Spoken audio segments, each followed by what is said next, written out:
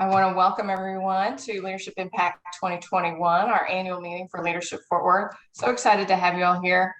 Bittersweet that we're not together in person just yet, but we will be soon. I have full faith. We've done some things in person, and so we look forward to having this with you all again in person in the near future as well. So we want to talk about quite a few things today. So to give you a quick rundown of what we're going to do. We're going to introduce Chris here in just a second. He is, guest speaker, and I know I'm personally interested. I know that the legislative session wrapped up and they're going back into special session soon. So we want to be ready for that. And I know he's going to have some good things to talk to us about. We're going to allow a few minutes at the end of his talk for some Q&A. Then I'm going to present kind of some highlights for the year and recognize a few folks. Then at the very end, we're going to play a highlight video that kind of encapsulates some of the great work that our Leadership Class 2021, which I see one of our members, one of our recent grads, Anthony Placencio, who's on. So he'll get to see his snippet of his group presentation tonight, and so will you. And then we will close. And like I said, my goal is to get you in and out of here no later than 6:30. So y'all ready? Okay. Well, it's my pleasure to introduce Chris Wallace. And if Tiffany will, in the meantime, will be bringing up his slides. So many of you may know he is President CEO of the North Texas Commission and started in 2018, coming up, I guess, just hitting a third year anniversary. Under his leadership, North Texas Commission has really built its strength and capacity, uniting prominent leaders to tackle great challenges across our 13 county regions. So today they manage the region's legislative advocacy of state and federal level issues, and they're a great resource for diversity, equity, inclusion. I know I can speak to being a panelist during one of their conferences a couple of years ago. There's a lot of great things about Chris, but one of my favorites is the fact that he's a fellow Red Raider. He's a Texas Tech grad too. So without further ado, I want to introduce Chris so that he can share some great information with us. And let's give him a warm reception, shall we? Thank you all very much. It's so good to be with you. Jennifer, thank you for the invitation. Kim, Walter, my colleague, thank you for setting this up. I'm a big fan of Leadership Fort Worth, so thank you for participating. I think it's so important when we engage civically in a leadership program such as the Quality Leadership Program of Leadership Fort Worth is certainly a way to do that. Harriet, it's certainly good to see you. Thank you for your great leadership for this program for so many years, and for your regional focus as well. And my good friend, I see Paula Parrish and several familiar faces, including my niece. I see Madison Wallace. So great to have her on as well. It was a very challenging session, and I've got about, Jennifer, you said about 10 minutes, right? And so let me kind of breeze through this very, very quickly, and then we'll open it up for questions.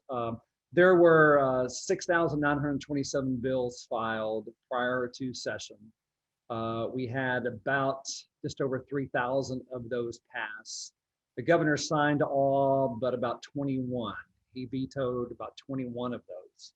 So let me just run through, if you'll advance this slide, and we'll run through these here pretty quickly and to see what questions you have. These were the types of issues that the commission was working with prior to or during the session. So what you see here on the screen are the issues around several very diverse areas that impact our 13 county region, or really the state of Texas in general. So let me dive into some of these if you'll advance the next slide. So first and foremost is public education. We can go into that next slide if you will. So let me touch on this just really briefly. If you're not aware, when I say 13 county region, you see the map there on the screen. Within that 13 county region, most of you are aware we have 41 House members and 9 senators. So we have 50 legislators within our region that we work with, who we work with day in and day out to ensure that the North Texas unified legislative priorities are heard. and that we are constantly lobbying for them. Matter of fact, we're about to undertake our accountability index to show how these legislators voted on the priorities that I'll walk you through here shortly. So let's move on. So first and foremost, let's talk about public education. This is our main priority, obviously, as a state. Our workforce development, workforce pipeline is crucial. It is our #1 challenge of our region and our state. So maintaining those public school funding levels in what was HB3 in the last session, landmark legislation, making sure that the legislators understood the importance of public school funding. They did. Prior to session, we met with all 41 House members and 9 senators and their staff members, and we did not get one legislator say that sustaining HB3 was not on top of their radar. Now, COVID happened, Winter Storm Uri happened, so there's a lot of other challenges that legislators faced this session. But despite all of that, we were still able to really maintain public school funding levels. Now, some superintendents, some districts will probably tell you that there's still yet funds to come, and that's true. But between the federal stimulus dollars and the hold harmless on the accountability in terms of daily average attendance, I think we fared pretty well on public school funding. Higher education, we did not fare as well on higher ed. We were hoping to get the 5% biennium cuts that the governor called for from all the universities restored. We didn't get there, but we did get full funding in terms of the formula funding, and so that was a win. This was supposed to be a higher education focused session, and other challenges got in the way, including the pandemic recovery and the winter storm, and not a lot of eyes were on higher ed. And so I hope we'll get back there perhaps in the 88th session to make sure that we are properly funding our higher education institutions. We still have a long way to go there, but doing better. We are seeing our workforce reskilling. A lot of people going back to school, a lot of people looking at other jobs and reskilling their trade. And so to make sure that our skills development fund and grants were there was key. And as I mentioned at the beginning, our workforce pipeline is our #1 priority. You may not be aware, but by the year 2036, about 71% of jobs in our state will require at least some form of post-secondary experience. So today, about 32% of high school graduates from Texas high schools have more than post-secondary experience or a credential within 6 years. So we have a big gap there that we still need to fill. So reskilling and allowing some grants to be able to do so through skills development funds was imperative. We did not get a major incentive program in economic development reauthorized. We thought we would. It's called Chapter 313. It allows school districts to incentivize companies to move to our state contractually, and they have to produce so many jobs at a certain medium household income. 312 is what cities use. That was reauthorized in the last session, but we did not get 313 reauthorized as we thought. We did get $100 million into a deal closing fund for the governor, the lieutenant governor, and the speaker to use to help lure businesses as far as an incentive. But we're going to do our best to really look at 313 in the interim. It does need an overhaul. Chairman Murphy produced a bill that would overhaul Chapter 313. Unfortunately, it didn't gain a lot of traction and it died in the Senate. And so that will be a challenge for the 88th session. I don't think the governor's going to put 313 on a special session, but we'll see. We'll see here very, very, very soon. We can go into the next slide, if you will. Medicaid expansion.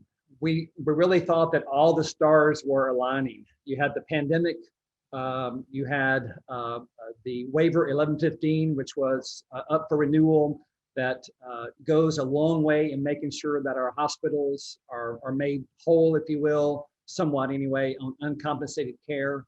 The previous administration in DC, prior to departure, renewed the waiver 1115. As you know, the current administration has rescinded that due to some technical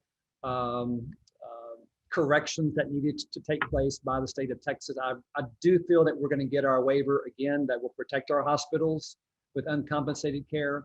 But the bottom line is that we have about 5 million Texans who are uninsured today.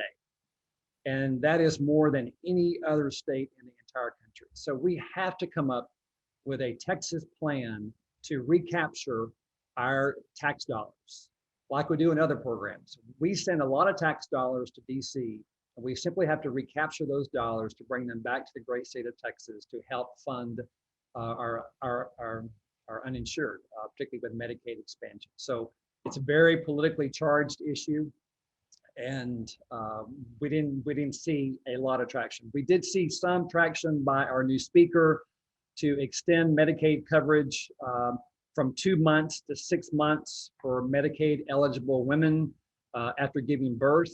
The governor has signed that. That is Medicaid expansion, but it just reaches a small sector of the population. Keep Texas open for business. So we unfortunately saw a lot of discriminatory type bills this session, as we saw in the last 2 sessions. There were 30 plus bills, anti-LGBTQ type bills, that were targeted toward a certain sector of our population. Luckily, all of them died. So that's the good news.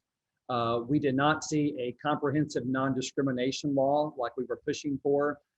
For instance, Fort Worth has a non-discrimination ordinance.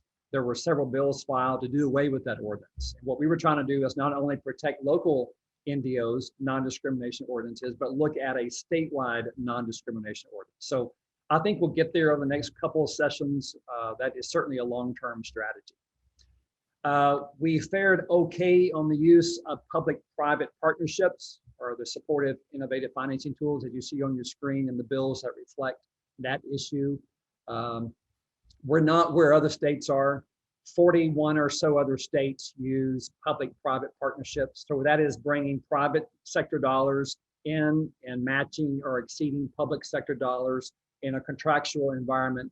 And it allows for the state to not have as much risk. So the risk management level drops, and the private sector would assume a lot of that risk. So the use of P3s is becoming very, very popular. It's in President Biden's infrastructure bill, which was breaking news on this afternoon. So we'll see about the use of public-private partnerships. Luckily, we did not see third-party lobbying pass. You may have heard a lot about this in the news, where there was a movement not to allow cities, counties, schools, universities, special utility districts, water districts, et cetera, to use third-party lobbyists. Even join associations like ours, Chambers of Commerce and others, to help them lobby in Austin. It would end up costing us, all of us taxpayers, more money if those cities and counties had to ramp up their own lobby, full-time lobby employees, and the cost of doing business in Austin, lodging, transportation, et cetera.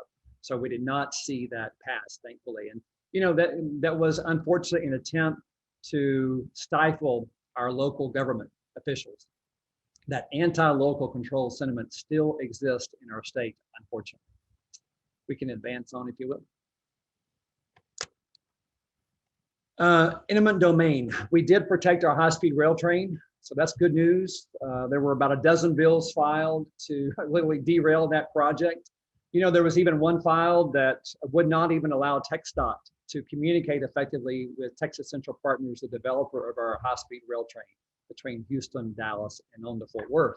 And so I think it is going to happen. There's been some major hurdles overcome just in the last couple of weeks. And so I think we will see a high-speed rail line. And I think we'll be so far along between now and the 88th session that any eminent domain bills will be kind of a moot point by the 88th session, 2023. Broadband connectivity. No greater time than right now are we realizing that to connect all of our population to broadband is so key, whether it's telehealth, whether it be our jobs, whether it be school children. We must connect more to broadband. And let me give you a number here real quick that I've got. It's 1 in 5 Texans lack broadband access. 1 in 5 Texans. And you think a lot of it in rural areas, but actually a lot of it is in major metropolitan areas, in Fort Worth and Dallas and around our core most populous counties within our region, Denton, Tarrant, Dallas, and Pollock. And then finally, there were a couple other priority bills that we were supporting and opposing. We did see Pandemic Liability Act passed that basically protects businesses who have operated in good faith during the pandemic, protect them from any sort of lawsuits related to COVID. The governor did recently sign that. We did exempt the PPP, the Paycheck Protection Program, from the state franchise tax. That's good news. The governor just signed that particular bill. We were not successful in making sure that companies who have state contracts can have their own firearms policy. So now the state dictates that if a company, a financial institution, a bank, et cetera, is doing business with the state, they cannot have their own independent firearms policy. In other words, they cannot discriminate against firearm manufacturers or ammunition manufacturers. And then finally, last but not least, we on the very last couple of weeks of the session, we did see legislation passed regarding Winter Storm Uri. So SB 3 requires weatherization of some facilities over time, power generating facilities. It really cleaned up the internal structure of the PUC and ERCOT. They'll have more legislative oversight. They dropped the ERCOT board, I believe, down to 11 from 16 members. The governor has insisted that we increase the Public Utility Commission membership on their board.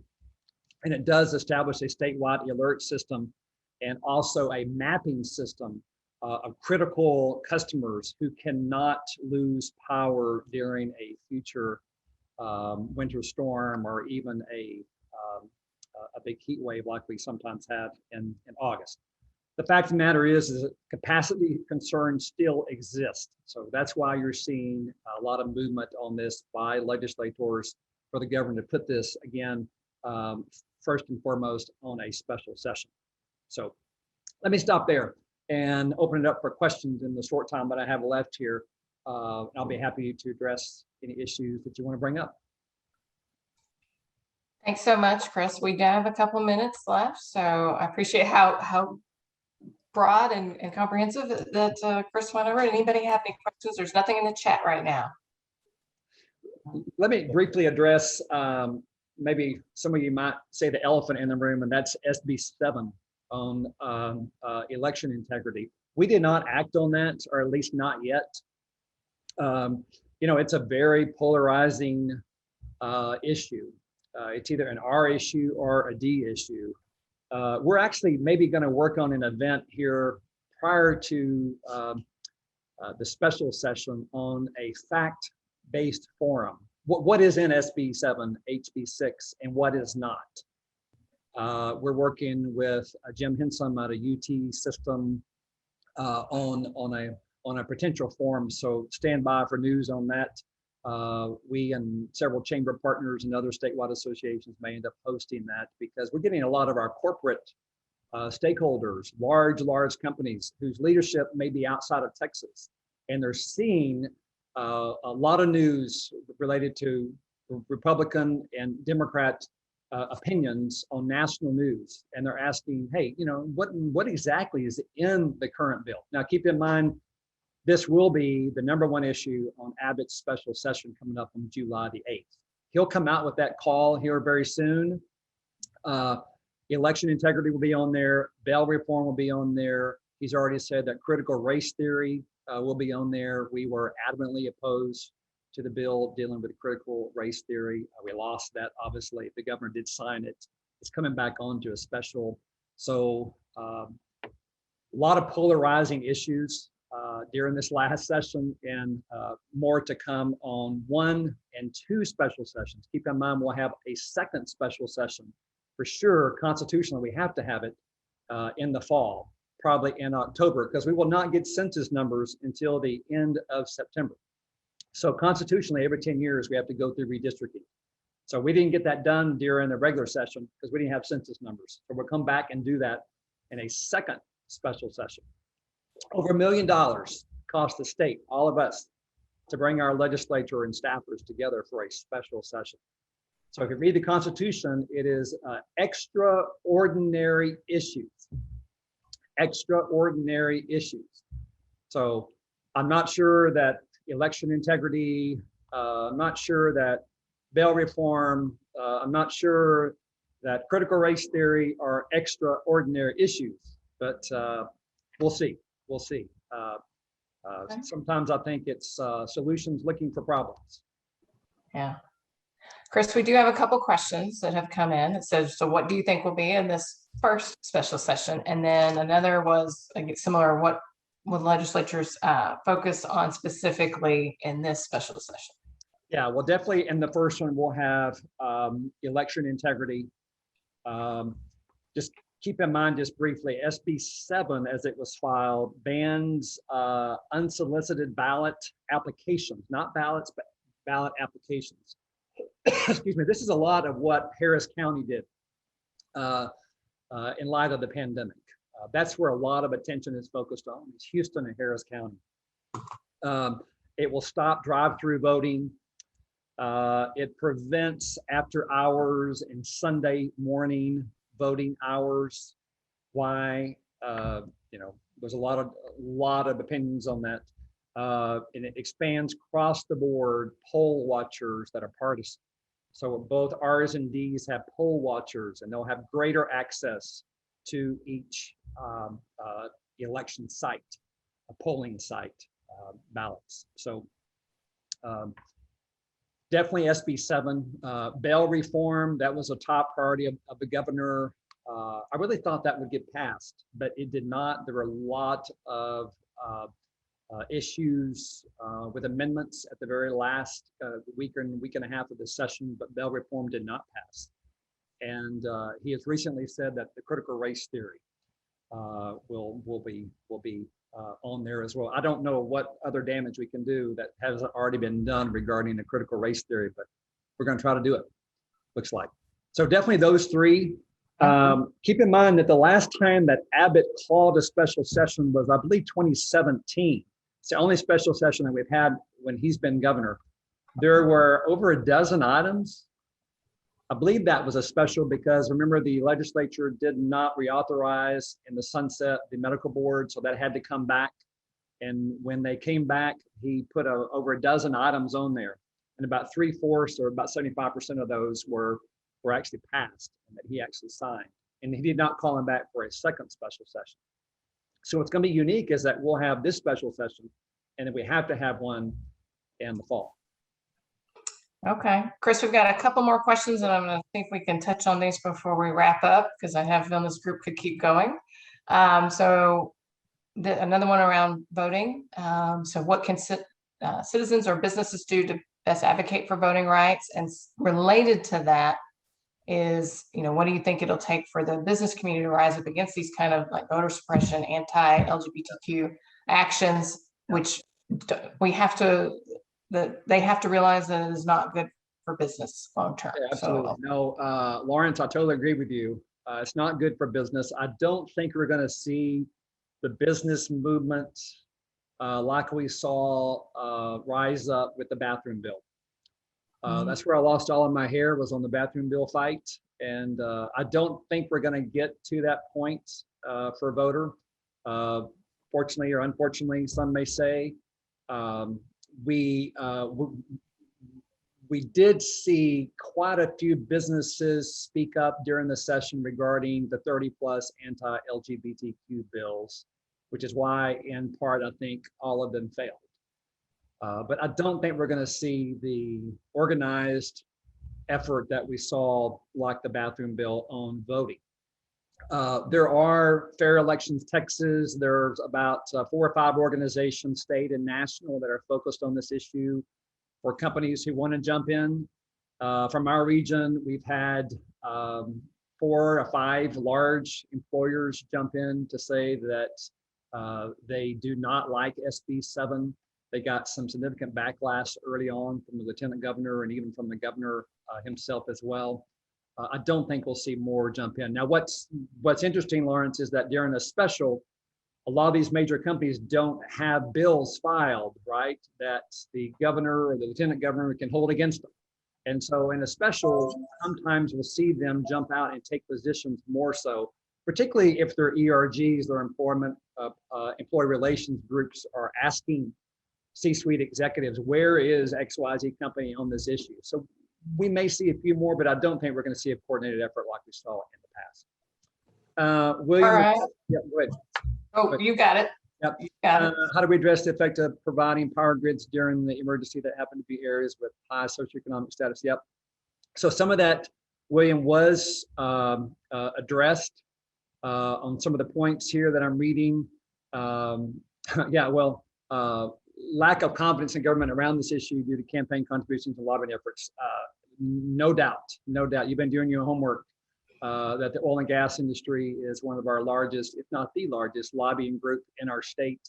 They provide a lot of campaign contributions to the, all the leadership and many R's and D's in Austin. So we did see some very severe penalties established for companies that do not winterize their systems. But as far as an exact timeline, an oversight, regulatory, who's going to go and make sure they did it. We talked about this 10 years ago. And what happened is that there was a lot of discussion about it, and there was some mandates, but there was nothing ever followed up on. There was nothing that said, did you do this? Now, what I worry about is, can the companies afford to do this, and who's going to end up paying for that? Well, I think we all know the answer to that. Who's going to end up paying for that? So, yeah, good question. Harriet was asking, any chance there could be a requirement that legislators actually know what critical race theory is before they vote on it? Yes, right, yep. So the formal definition, just doing some homework here, the critical race theory, an academic discipline that explores the role racism plays in institutions and structures of governance. Now, we've been doing that. My chairman, many of you know Eric Fox from Lockheed Martin, he's my board chairman. When we first started tackling this issue, one of my colleagues went down. We're in Austin, obviously, every day during the session. And she was there testifying against this. And Eric was texting me that Lockheed executives have been going through critical race theory training for 12 years. Not new, right? Years. Not new. So, isn't that incredible? So, I mean, this is nothing new, but there's some key primaries coming up, let me just say, in the next election cycle in both parties. And the R's have to have and the D's have to have a lot of red meat issues in both. And so to drive their constituents to the polls. And issues like this and elections and bail reform and others are going to drive constituents to the polls. Mm-hmm. Our governor has a very viable opponent in his primary with Don Huffines. And Governor Abbott has to make sure with his constituents that he's a little further right, if not as far right to the spectrum as Don Huffines. So that's why I think you're going to see a whole slew of items on the next special session and even the fall special session that relate to this, that polarize and get the base talking on the far right side. Yeah. Where we try to strive is right in the middle, right? And I think that's where most businesses, and this is probably a good conclusion, a comment, Jennifer, that most businesses want to be right in the middle. They want a stable, predictable environment in which to conduct business and invest long-term, right? And that's what they're seeking from our federal government. That's what they're seeking from our state government. So, and that's what the paramount of our advocacy agenda is for North Texas. So I'll stay on a little while longer. If you have any other comments, you can chat. Feel free to email me as well, and I'm happy to talk with you. So, Thanks so much, Chris. We appreciate it. I know that there's a lot going on, and I think you really did a great job of capturing what happened and what's ahead. So thank you so much. I know it's tough to keep up with it, so we appreciate all the information you just shared. All right, so we're gonna keep on trucking as we move along. So got a couple slides that I'm going to show you, and we will keep on going. So first off, you know, it's been a crazy time, but it's also an exciting time at Leadership Fort Worth. So I want to talk about some of the good things, right? So we hear enough about the bad things. So the good things, and I wasn't even here for all of them, was the fact that Leadership Class 2020 and Leading Edge 2020 were both able to complete their programs last year virtually. So I know that from some of my colleagues in the area that do run other leadership programs, they still need to figure out how to wrap them up or get them back on board or get them back on track. And so I'm really glad and thankful for the decision that this team made to keep on going and to make that pivot to get those folks graduated. Now, granted, we are going to look to have some, we owe them a little bit more celebration. So we're going to look to do that this summer and play catch up on some things. The other good thing is there's several of the alums in this class right now, in this group right now, but we graduated 25 new community trustees through our virtual leadership class 2021. And kudos to Lawrence and Tracy for helping us get through that and to deliver a great program and experience. And we're really glad that we made the decision at the end for that class to be able to do their closing retreat in person. They got the opportunity to meet in person along with all of us, and it was just really rewarding to do that. Anbar and her team just kept going with her volunteers at TCU, and they managed to train and mentor 14 leader kids this past spring in a very condensed leader kids program. So kudos to Ann and that group for doing that with our volunteers. You know, I know that she's hopeful that we will never have to do that again, and we are too, but those kids got some really great experience working with those college students as well. Just as I think someone mentioned early on, maybe it was here at Leader Prime, we had a great group of 22 leaders who went through our program for two of their 3 days last week. We were at a hotel drover in the Texas Wesleyan Law School, and Shirley Martin, who many of you know, can you believe she was chief of staff to 4 Fort Worth mayors? I'm still blown away. I managed 2 university presidents, and that was plenty for me. I can't imagine her working with 4 mayors. So I'm just blown away every time I think about that. But we had a great group, and we're going to be wrapping up in my own stomping grounds next month at UNT Health Science Center, where we'll graduate both the 2020 cohort and the 2021 cohort of Leader Prime. In addition, last fall, this group held our Leadership Impact event, talked about logistics and automation virtually, and then, that was an Outlook. Impact we had it last spring and at the end of the year. But both of those were done virtually as well. So I think, you know, as groups continue to evolve, we've gone with the punches and continued to persevere. The organization hired a new executive director, and we still owe Harriet a proper retirement. Harriet and her husband, I'd be remiss if I didn't recognize them today. Harriet and Paul Harrell are on with us, joining us, still being great supporters, being I can't say enough about how gracious Harriet's been through this whole transition process for me, being a resource, answering all my crazy questions, telling me where to look for things, and just being a good sounding board too. So I really appreciate that. I couldn't have done it without her. Coming up on 6 months already, y'all. We also received a new grant from FAIR, so the Fund to Advance Racial Equity at the North Texas Community Foundation. Very excited about that. Wrote that proposal within my first month or so, I think, and was really excited to get the full grant award that we had asked for to continue our work to train diverse leaders across the community. But I'm even more excited that Sarah, we'll talk about in just a little bit, we have the opportunity to be part of their new training that they're also doing for the grantees. So there's opportunity. So it's a win-win in that sense. We also held our virtual leadership forum. Martha Erngy, who's the chair of that committee, is on today, and she also helped put up with all my questions and ideas as we pulled off a great panel.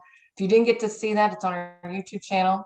And then on top of that, we also had our 6th annual Pull for Leadership Play Shoot fundraiser. It was one of our most successful yet. I don't know if it was just pent up energy from the pandemic, but we're super excited to have so many folks come out and support us for that event in May. So moving on, all this, of course, couldn't be done without our supporters. So if you look at that slide and that long list, you know, I hopefully we didn't miss anyone, but with our sponsors, our partners, our hosts, none of this would be possible. And in 2020, 2021, these folks all stuck with us, including our 5 founding organizations, Texas Wesleyan, UTA, TCU, the Fort Worth Chamber, and the Junior League of Fort Worth. You know, this is when you know, when the times get tough, right? Things get challenging, is who sticks with you. So thank you so much to everyone here for supporting Leadership Fort Worth and the work that we continue to do this year. And sad, but bittersweet in some ways, because I didn't get a chance to work with some of these folks as long as I would like to. But from a board recognition, we have several board members who are finishing terms, rolling off, going off to do some new adventures. So Robert Allen had an extra term. He stayed on. He was our immediate past president twice. Chris Brim from Leadership Class 2013 from Jacobs has been a great supporter, encourager for me along the way. I'm sad to see him go. Matt Kennedy took on a new role with Starbucks. Charlie Flowers growing his business like crazy, as is Haynes, your mate. So we got some great folks that are finishing up their service to Leadership Fort Worth. We would not be able to do this without our great board members. And so I just want to say thank you, especially to the whole board, but most importantly, Ramon Guajardo Jr., who couldn't be here today, is our board president. He jokes about how often he bugs me, but I think it's more vice versa. So he's been great, and so I've onboarded with the organization, and I can't thank him and the board enough for being so supportive as I come up on my 6-month mark. And moving on, we have some staff recognition to tackle. It's bittersweet this evening. So Lawrence Epps Jr. and Tracy Williams are wrapping up their time with us at Leadership Fort Worth. Couldn't have done this program this year without them. So yes, please, a round of applause for them. Lawrence is going to keep working and doing some great projects. And I know if Sarah has her way, she's still going to have him on speed dial to ask questions and whatnot. Tracy, many of you may know, she is VP at Valence Community. She VP of Learning Development at Valence Community. And I'm still learning about this, but it's a great organization that is a platform dedicated to creating new paths to success for Black professionals. And she's also the head of the TCU Alumni Association and all these other things. She was named 40 under 40 recently, just got another award last week. So she is in her prime, and we're so excited that she is still going to stay connected to us at least a little bit. We'll figure out some ways to rope her in. But please join me in congratulating them on a great year and so much work. I mean, between the two of them, I know Lawrence just finished up his 7th class. So when you consider Leadership Class and Leading Edge, he's touched the lives of over 800 community trustees across our community. And I don't know about you guys, that's pretty impressive. So thank you so much, especially for making my time. Wish we could work together a little longer, but I know that you guys are going to continue to do good things. So thank you. Leading on to, we mentioned Sarah a little bit. And so if you see her box on your Zoom screen, Sarah is our new program director who's going to be taking the reins for Leadership Class and Leading Edge. She has been on board since June 1st and joining me from drinking from the fire hydrant, so to speak, and trying to absorb as much information as possible. She keeps coming back. So Michelle, please don't give away any of my tricks. Just tell her all the good stuff, please. Okay. So I'm excited about her. She has a Fort Worth native, but she came back to Fort Worth. She was most recently the Chief Social Programs Officer for Raíces. Raíces is the largest nonprofit providing legal services to immigrant children, families, and refugees, and she headed up all their social programs. So she's quite a catch for us. We're super excited. She asked great questions already, and I can't wait to see how we take, things to the next level together. And I definitely want to make sure I've mentioned the rest of the staff. I walked into a great organization, and it wouldn't be possible without Ann Barr, who's Program Director of Leader Kids, Shirley Martin, Program Director of Leader Prime, Tiffany Morgan, who's behind the scenes operations manager, and Thane Arthur, who our finance manager. Their hard work and continued dedication, commitment to the organization is really impressive, especially with change in leadership, pandemic, you name it. And this group has really just continued to carry on. So I want to make sure everybody knows how proud I am of the team. I've seen them come together in ways they probably haven't had to do before. And I can't wait to keep working with them and talk a little bit more next about what's ahead for 2021. So when we go to that last slide here, that I'm excited, we're going to stay at WeWork for a while. So Sarah and I have been able to use the office more and more, and they have some fantastic perks in meeting spaces. And so we're going to really kind of plant some roots for a while. And that's going to include some things that you'll see coming out on social media soon about coffees with JT. That's me on Thursday mornings. And I'm going to open it up. I did it with our board members, and I'm going to open it up to alumni. Come have coffee. Tell me what you like, what you don't like, what ideas you have. Just mix and mingle. Get to know me better if you don't know me already. It's just, we can do big events, but I like to get to know folks in a more, close proximity too. So we're going to be there at least through the end of this calendar year into the spring for a bit. So come see us. In-person programming, yay, right? We're going to be getting back to in-person programming. Those of you that are involved with recruiting or have been, if you know someone, the deadline is tomorrow. So let them know. And then Leading Edge 2022, that application won't be due till September 30th. So you have more time there. But if you know someone that's needs to be in our group, send them our way. We're going to be working on fleshing out a whole calendar of events for alumni around forum topics. We're going to have our annual events coming up that you'll get dates soon for that. So our Outlook, the holiday party, our Pull for Leadership, we're already looking to put those dates on your calendars because we know as things continue to open up and evolve, the demands for your time are really going to be there. So we also want to do some more networking events for alumni and program prospects. So don't be surprised if you start seeing more and more of those out at WeWork because they've got a great space for it too. So with that, I will close. And if you have questions, I see William's got his hand up. Here's my contact info. I'm on all the social platforms too.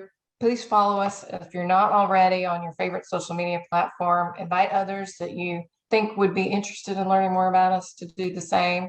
And William, I'm going to take your question real quick.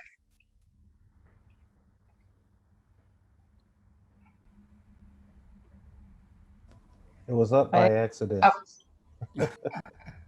I answered it. No, it was an accidental thing. I didn't realize. Oh, okay. No worries. All right. I see lots of great comments for Lawrence and Tracy, so hopefully you guys check those out too. With that, the next thing that I want to tee up that that Tiffany's going to help us with is the 4 projects. You're going to get a great video, and kudos to Tiffany for putting this together. She proves to me on her mad skills around editing and videos here. So she took an hour worth of program presentations and condensed it down into the last few minutes here. And so I'm going to stop talking and let her pull that up. You're going to get to see our Leadership Class 2021 grads, some of them in action as they worked on their 4 projects, and then we'll come back and say goodnight. So I'll turn it over to Tiffany to pull those up.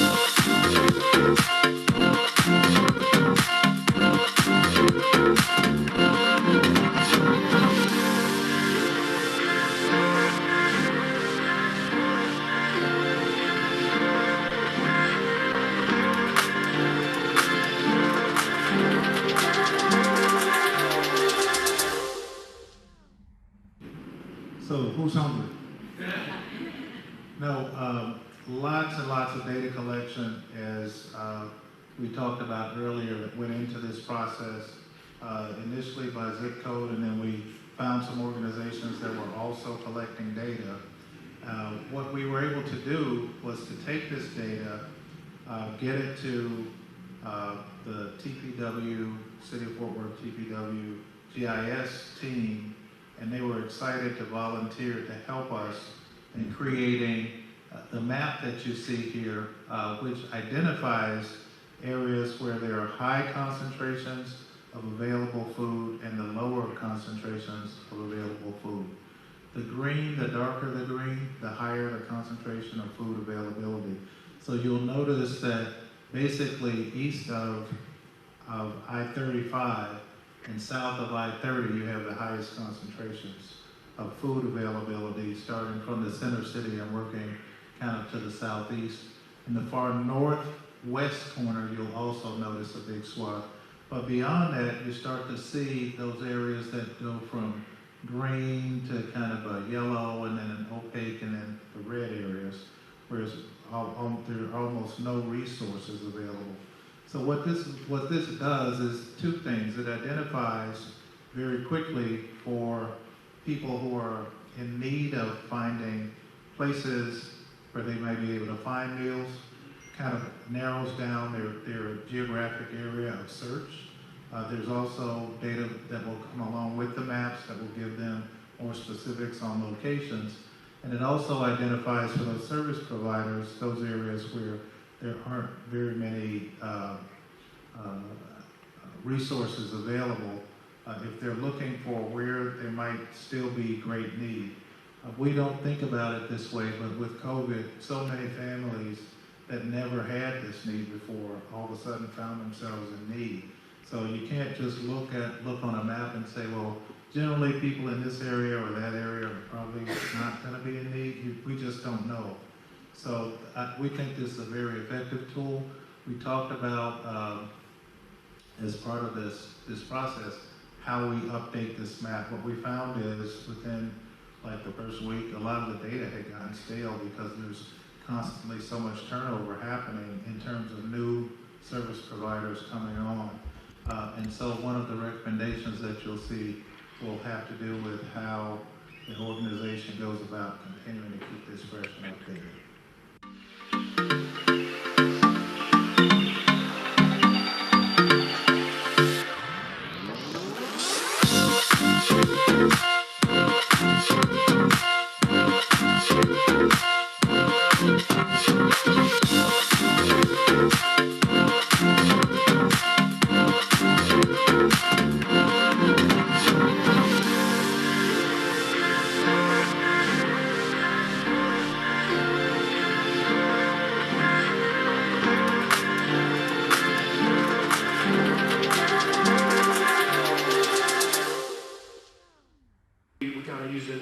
The asset mapping exercise that you all went through helped us really kind of narrow that down quite a bit. All right, so just like Justin set up for us, I know we all had that exercise that we did in the course, and it was really trying to figure out your network and how your network can be a benefit to those that you are working with, and particularly in projects such as these that we've all been working on over the past few months. And so what we did was, through our asset mapping process, we determined kind of grouping folks into employers, experts, funders, and then influencers. And then from there, we started to work that network. And we reached out to people that we knew within those different groups to begin to essentially develop a database for T3 to start with, in terms of who is that point of contact within that particular organization. And so, for example, I reached out to Lockheed Martin, and I know somebody on the government relations side, and I said, hey, can you get me hooked up with someone that works your volunteer group? And he said, yeah, sure, here's this thing. And so then I reached out to her, and she said, oh, that's actually this person, and we're a partner with T3, and so I know all about it. And it was great to really kind of see that come full circle. And I think as we begin to dig in further to this map, because like many of you have said, I don't view this as a static list. I mean, this list will continue to grow as the program goes. This is a place to start. But certainly as you get involved, which we're hoping you will, we can further add to this networking group and begin to reach out into further areas of the community to help identify mentors who want to partner with these Fort Worth ISD seniors in order to help give them an idea as far as, just having a friend to have a conversation with who has a career that may be a similar career interest that they have. And so, just telling your life story and connecting that with them and how they can use that along their personal and professional career track is really important. Yeah, I see Taylor laughing back there. And so I think it was during that same day that somehow Taylor Pace's church came up. So you're already in the asset mapping process, even though you didn't know, right? There's other folks in here I'm sure we can connect with as well. So with that, I'm going to hand it over to Karen to provide a few more details.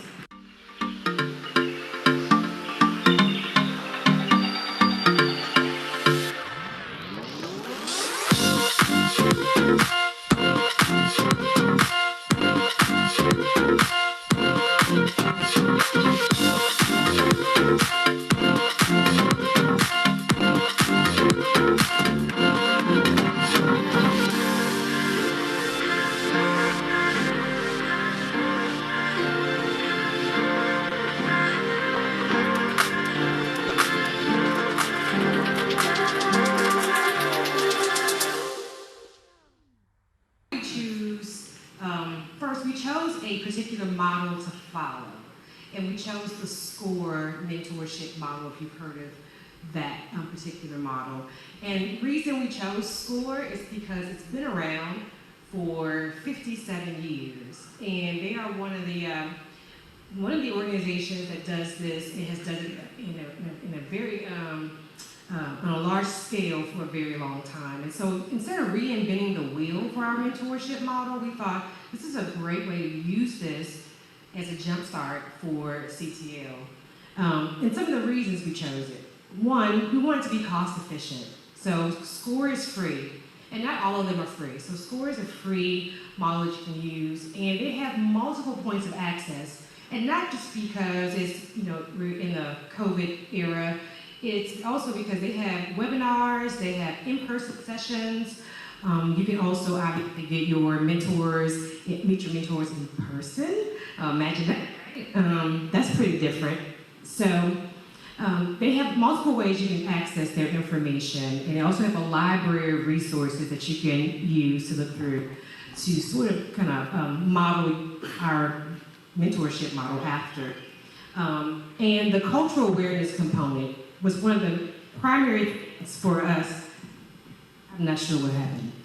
It's one of the primary things that we were focused on, making sure not only did we have a mentorship model, but that it was culturally competent, meaning that we could reach those folks who are our customers and know how to reach them effectively. And SCORE also has that as an important part of their model, which they have a diversity and inclusion portion of their mentorship program, and so that was also important for CTL. And there are a couple of others here, and you'll notice there's some limitations with some of those models, hence why we also use the SCORE model. We want to make sure there's cultural competency, that it's not restricted by location, that wherever you are, you can be a different place. You can do, obviously you can do Zoom, you can do in person, or you can do it through a webinar. So you want to make sure it was accessible for everyone. And again, what works for mentorship models? We want cost intentional, flexible, and of course meet those cultural competencies that Christina's going to talk to you about, and also have the ability to measure our effectiveness and have data points to measure whether or not the mentorship model was effective.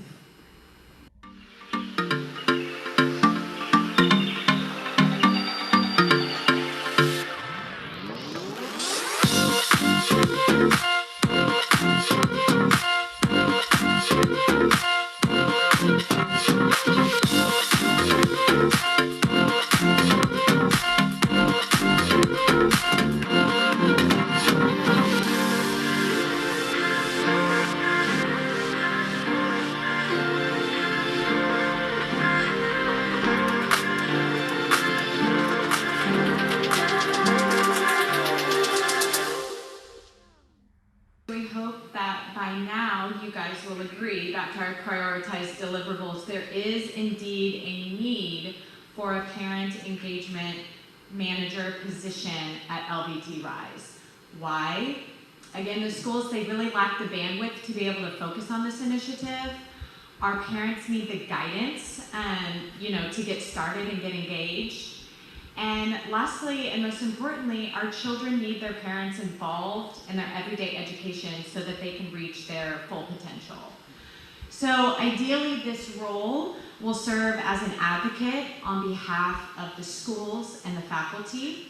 They will recruit parents to take a more active role in their child's education, and hopefully that will help children's grades increase, perhaps the school rankings and their test scores will increase, and most importantly, our children and the families in this neighborhood will have more enriched lives.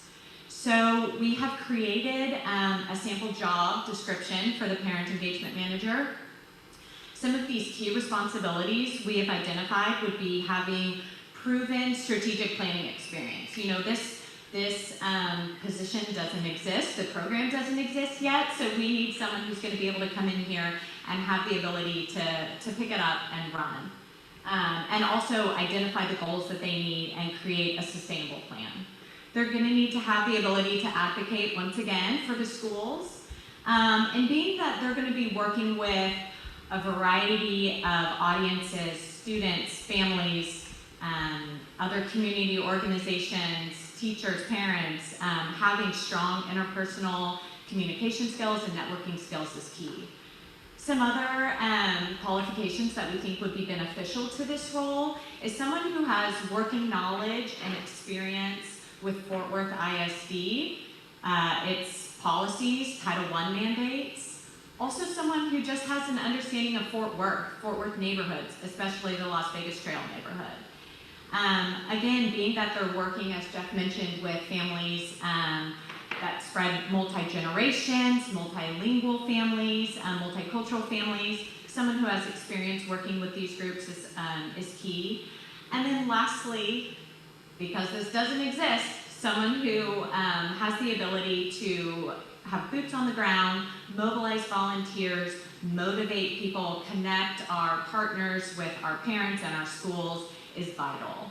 So once the person is in place, I'm going to pass it off to Margie here, and she's going to talk about some of the ways that they can get the program moving.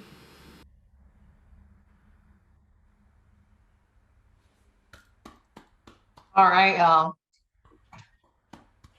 So I'm a little over, but I couldn't cut that off. So I hope you all agree that this was a good hour spent this evening. Thank you all so much for joining us.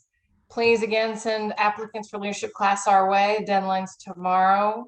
You guys know it's pressure makes diamonds. We last minute, no big deal. Get it done. And then leading edge at the end of September. We're so excited. Stay tuned for more dates and events coming your way as we firm up calendars. Again, thank you so much for supporting Leadership Fort Worth and being here this evening. Have a great night.